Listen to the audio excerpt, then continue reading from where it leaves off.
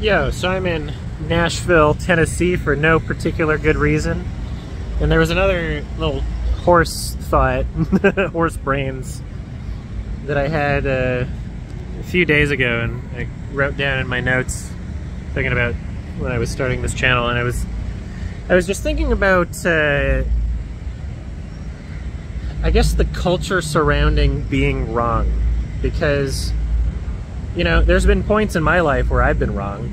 There's been quite a few times where I've been wrong about things, like in an, you know, objective sort of way, or as objective as something can get, even though nothing is truly objective. And I see all the time on, you know, social media posts, Reddit, that one of the most admirable qualities that someone can have is admitting when they're wrong. And that's something that I think that I can do, or at least I would like to think that that's something that I can do, and I have done it. I've made corrections in my videos. You know, my Quiet Place video is something where I was like, okay, yeah, I definitely misinterpreted what was happening with the monster at the end there, and I made a response. But there's something about how we treat people that are wrong that I think contributes to why people are so defensive when they're wrong. Because even on something like that, even on that Quiet Place review, my immediate response when I was getting pushback for it, my immediate response was to be defensive.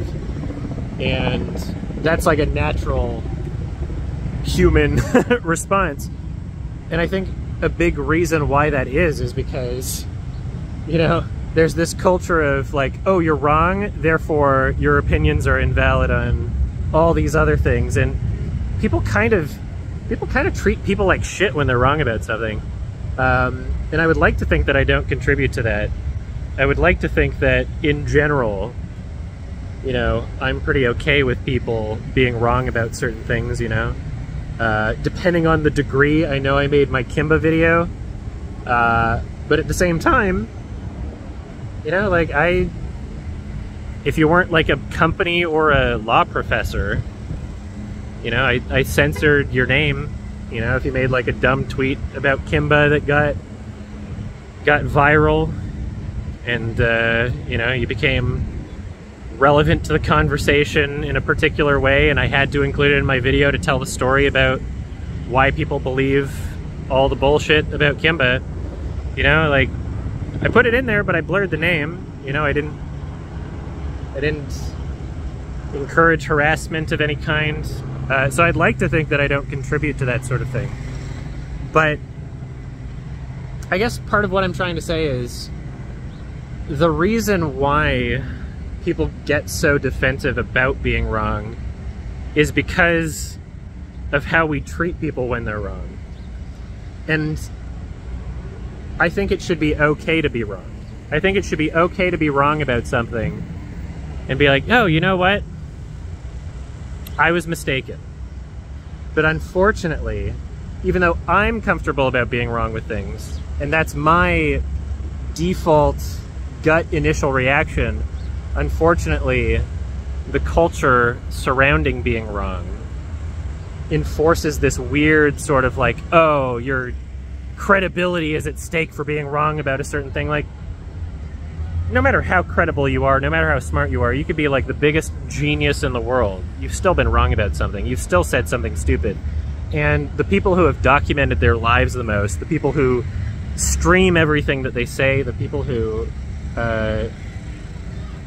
express every moment of their lives are subject to a lot more criticism and are subject to a lot more opportunities of being wrong than the average person, you know? So I guess that's just a Thauer shot. I didn't say anything wrong there. Here we got some yeehaw in the background. Nashville. Awesome. Very cool stuff here. No particular reason that I'm here, actually. We decided to do a little road trip. try and take some time off for the day. Anyway, I gotta keep this quick, and I'm struggling to remember if I left anything out, and I'm trying not to end the video accidentally leaving out something important or some sort of context to this thought. Maybe I can just update it if I really need. Anyway, have a happy Shrek. Thank you. And I guess another reason why I'm not so immediately quick to say, oh yes, I'm wrong about something if somebody corrects me, is because a huge amount of the time there's a lot of people that are trying to correct me on something that are also very wrong themselves. There's this weird, I guess, like social phenomenon, this weird bias where if somebody jumps in on, let's say, like a Reddit thread and they say something contrarian and they're like, actually, you're wrong about this, there's a lot of people that will just upvote them for no reason other than they think that they're being smart for being contrarian, or maybe they're just upvoting them because they want to see how somebody else responds, but either way, it just seems like they agree with them. And so there's been these weird scenarios where, like, you know, I made a video talking about, like, my experience with L'Oreal Kids shampoo, and they said no more tears, and I was like, oh, they said no more tears, but it wasn't actually no more tears because it went in my eyes when I was a kid and I cried. And they were like, Adam, it said no more tears. And there were hundreds of people upvoting these comments on YouTube. And they were like, no more tears. It said no more tears like split ends. And it took me fucking 5 seconds to just search L'Oreal no more tears shampoo commercial on YouTube. And they said it out loud. They said no more tears. It wasn't tears, it was tears, right? It took 5 fucking seconds. And yet there were hundreds of people arguing against something that I said and upvoting these comments against something that I said, clearly just being like, well, that seems like a reasonable explanation, even though, like, you didn't, it would take no time to fact check it, and nobody fact checked it. So that's why I'm a little bit, you know, hesitant to immediately believe someone when they fact checked me, especially when it's something that I can't immediately fact check myself. So something like the end of Babylon, you know, which is entirely interpretable, where I was like, you know, the footage of Avatar is being shown unironically. I think that that's kind of lame. And then there are people trying to clown on me being like, no, it was obviously shown ironically. And I guess I would have to watch the movie a second time. I'm open to that perspective, but I'm not immediately going to go, oh, yes, you're right. I'm not going to immediately say that, when I would have to, like, you know, I would have to watch the movie a second time to see if I agree with that perspective. And also, Damien Chazelle has never clarified, you know, his interpretation of the ending, right? Like, he hasn't offered that perspective. It's something entirely interpretable. Yeah, so it's just, it's kind of just fucking weird. There's a lot of people that are really quick to say something contrarian and will get a lot of attention and positive feedback just for being contrarian, when people, I guess, are upvoting them because they trust that the person making that comment, because they're saying it so confidently, they trust, like, oh, they're saying it confidently, they must have done their research, they must have a good reason for saying that thing, when a lot of the time they're just full of shit. They're just completely full of shit.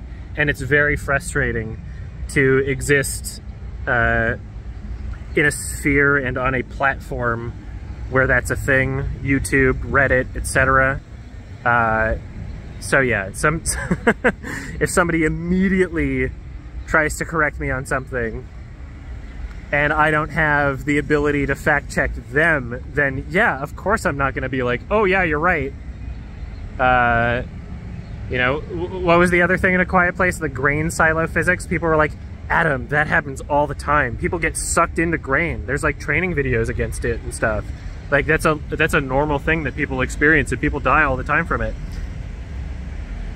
When you know, I watched the movie and I was like, okay, I have a basic understanding of physics. It's not like you go on the beach where there's sand and you get sucked into the sand because there's particles, right? You don't just get sucked into the sand by being on the beach. So clearly you wouldn't get sucked into the grain by being in the grain. And I was right, you know? I was right about that, because in order to get sucked in by the grain in the grain silo, there has to be flow coming from another end. It has to be like a whirlpool.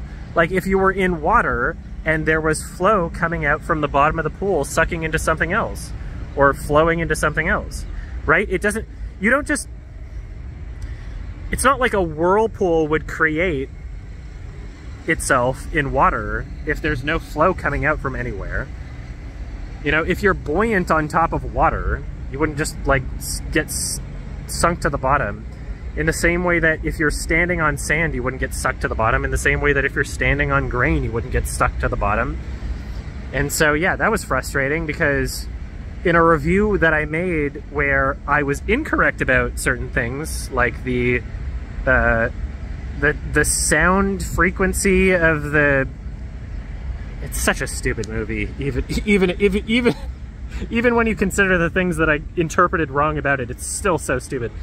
The sound frequency of the hearing device, the cochlear implant that weakened its shield, made it easier to shoot.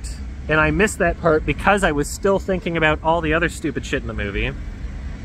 That I got wrong, and I corrected in the video. But there were equally, if not more, people saying that I had gotten the grain silo shit wrong.